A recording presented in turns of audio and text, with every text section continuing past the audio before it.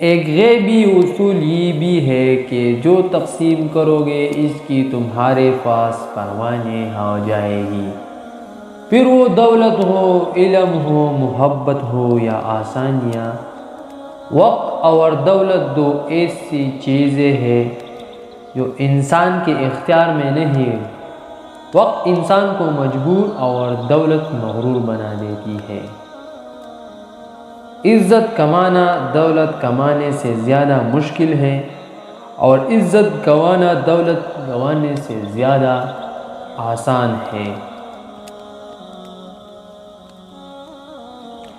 دولت، رتبہ اور اختیار ملنے سے انسان بدلتا نہیں، بلکہ اس کا اصل چہرہ سامنے آ جاتا ہے۔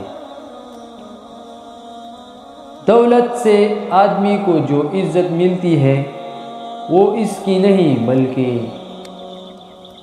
اس کی دولت کی عزت ہے۔ جو شخص روح کی سوکی کھا کر بھی مطمئن رہتا ہے وہ سب سے بڑا دولت مند ہے، کیونکہ اطمینان فطرت کی سب سے بڑی۔ ایک دن بیماری نے دولت سے کہا، تم کتنے خوش نصیب ہو، ہر کوئی تمہیں پانے کی کوشش کرتا ہے، اور میں کتنے بد نصیب ہوں، ہر کوئی مجھ سے دور بھاگتا ہے۔ دولت بولی، خوش نصیب تم ہو جسے پا کر لوگ اپنے اللہ کو یاد کرتے ہیں، اور بد نصیب تو میں ہوں جسے پا کر لوگ اپنے اللہ کو بھول جاتے ہیں۔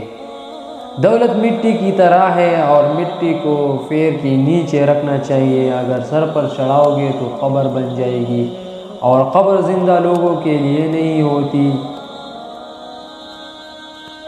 دنیا کی دولت اللہ انہیں بھی دیتا ہے جنہیں وہ پسند نہیں کرتا، جبکہ دین کی دولت اللہ صرف انہیں دیتا ہے جنہیں وہ محبوب رکھتا ہے۔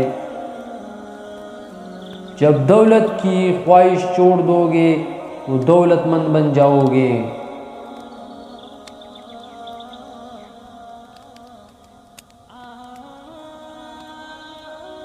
دولت کی مستی سے اللہ تعالیٰ کی پناہ مانگو، اس کے نشے کو سوائے موت کے کوئی بھی دوسری چیز نہیں اتار سکتی۔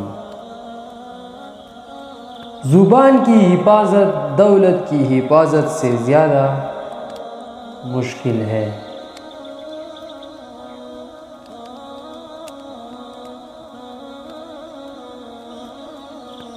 مال و دولت کا انسان کے ہاتھوں سے چلا جانا نقصان نہیں، بلکہ بڑا نقصان کس کی نظر سے گر جانا ہے۔